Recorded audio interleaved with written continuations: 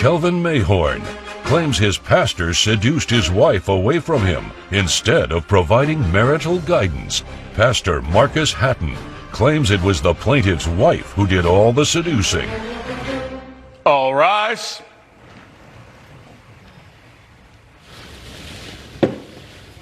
Court is now in session. The Honorable Judge Lauren Lake presiding. You may be seated. Good morning, Your Honor. Good morning. Good day, everyone. Good day. This is the case of Mayhorn versus Hatton. Mr. Mayhorn, you are suing Mr. Hatton for $10,000 for alienation of affection because you say he had inappropriate relations with your wife. Is that correct? That is correct. Please explain. I have been a member of the church where the pastor, Marcus Hatton. Pastor? Oh. For the past 7 years. I met the love of my life there. And I knew once we met that Marcus would be the one to officiate our wedding. About 3 years into our marriage, we started having a few problems because I had some medical issues, we were struggling financially, and we both being leaders in the church decided we need to go see our pastor for counseling. Marcus suggested that we do counseling individually before we came together to do something collaborative. So we both agreed. About 3 weeks later, I did notice that she started to seem a little bit happier, you know, better spirits. And you thought it was working? I thought it was working. And then a little while later, she came to me saying she wanted to go down to Greenwood to be with her mother for the weekend. So I'm thinking, okay, baby, do what you got to do. Well, not long after that, I'm at the church going over some financial issues with the church secretary, and she hands me an invoice with my name on it for a hotel in Greenwood the same time that my wife was down there. She says Marcus gave it to her. Wait a minute. So you found out through some church records that the church secretary gave you? Yes, ma'am. That your pastor had been yes, ma'am. Away with your wife? Yes, ma'am. Mr. Hatton, what do you say to this? Well, you took advantage of the couple seeking counseling? Well, first of all, Your Honor, I want to apologize for being in your court today. I've been a pastor for 25 years serving the community. The deacon here and his wife are members of my congregation. Him and his wife came to me for counseling. Now, I do know the preacher, I do know the deacon, and he kind of has a little rigid personality. So I assume that we're going to have problems considering the fact that we can't get you can't any keep your word. Johnson and your Brick brothers, we brother. Can't get any words okay, Mr. Mayhorn. Are you denying that you had No, I'm not sex denying with his that, wife? but there's an explanation for everything. So you're not denying it? I'm not. You're admitting it? I admit it. You said there's an explanation. There's an explanation. What could that be, Pastor? Well, I'm a pastor, but I am a heterosexual man. So his wife would come into these private sessions dressing very provocatively. So yeah, she caught my attention and she was flirting with me. She is a deaconess of the church. You've seen her before that. This is true. This is true. And this is where it comes to my apologizing for that. Also, I would have to say that I talked to the man upstairs and I begged him to understand that I saw the wrongs in my ways and please forgive me. And knowing that I am a pastor and that he is a member of my congregation, I want to do right. So I'm here saying that I am agreeing with him in terms of that, but I'm not going. This is not him. It's his wife, Your Honor. It's that Jezebel is the reason I'm here. You narcissistic, gaslighting son of a biscuit eater. Stop it. Hold on. Mr. Mayhorn. Is that the way you talk to your pastor? You not my or you pastor. talk to your friend that way? You're not my pastor. You're not a friend. Oh, you're not not a friend. Let's get some order. Let's get some order. So, Pastor Hatton, yes, you are agreeing and you are admitting that you had a sexual relationship with Mr. Mayhorn's wife. Yes, ma'am. Coming up. And if you had any problem with anything that I did, you could have came to me. We wouldn't have been here today. Pastor Hatton. Yes, ma'am. You're not giving no sermon in here, and you're definitely not yelling at no women. So Back with the case of Deacon Kelvin Mayhorn who blames Pastor Marcus Hatton for breaking up his marriage. He is suing you for alienation of affection.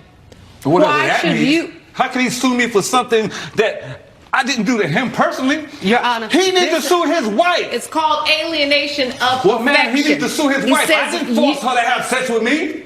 Well, but you were a party to it. Go back to how you found out about this, Mr. Mayhorn. How did you figure all this out? I was working with the church secretary, Miss Betty Jones. She handed me an invoice showing that with my name on it. I do have it here for your records. I'd like to see it. Backstabbing. Miss Jones? Can you give me all your evidence that you brought to court, please? Thank you. Thank you. So this is the hotel bill? That's also my food delivery bill, because subsequently my wife left me. She told me she didn't want to be married with me anymore, so now I got to cook for myself. I got to clean my own house. So you don't know how to cook and clean? You know what? Your mama. All right, do you have any evidence for me, sir? Evidence in terms of what, ma'am? Evidence that you bring to court to prove your case. This is my word against. I already admitted that I had relations with his wife. That's exactly right. But you said a Jezebel spirit? I thought you might have Okay, brought yeah, in so we something can to get prove, into that. to We can prove that definitely. you were not intentional in this. Because if you intentionally came between him and his wife, that's the basis for alienation of affection. Well, And now your witness is standing. I'd like to hear from her, Mr. Mayhorn.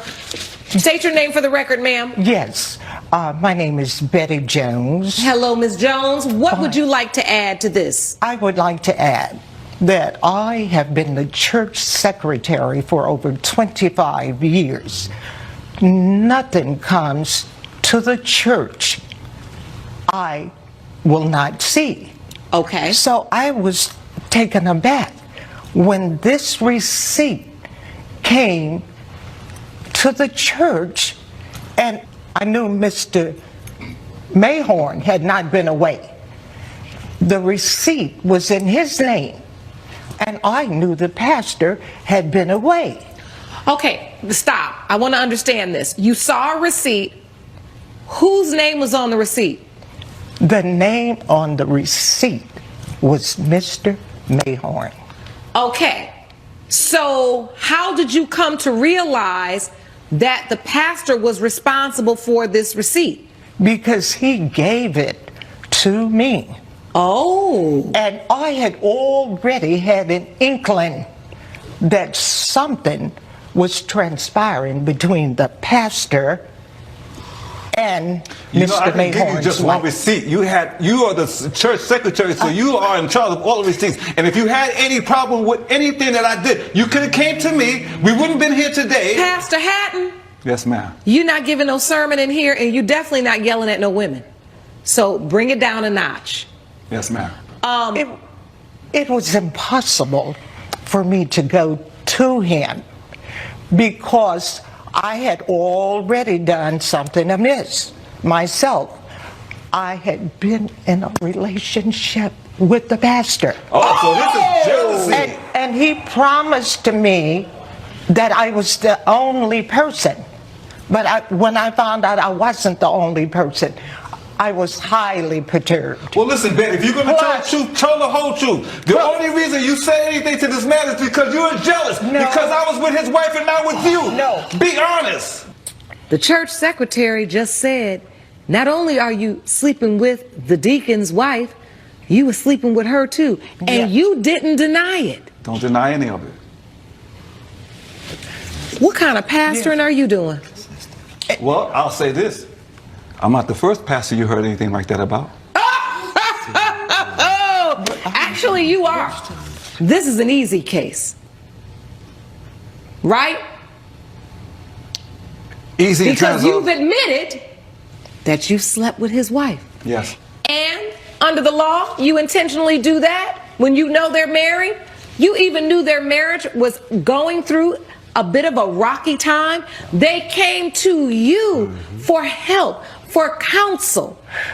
And instead, I always say this, Do not seek counsel under the covers. And that's exactly where you led Ms. Mayhorn. And it is for that, it is for that reason, I'm done hearing from you. It is for that reason, it has been determined by this court that we are ruling in favor of the plaintiff for $10,000. Pay it. And if I were you, I would step down as pastor. I don't think this is a role you take seriously or you value, and God don't like ugly. Court is adjourned. All rise. Judge Lake has ruled in favor of the plaintiff. The defendant owes $10,000. Vengeance is mine, saith the Lord, but today is the day of recompense. You giving up the money, chump. You giving up the money, chump. You giving up the money, chump. You may now exit the courtroom.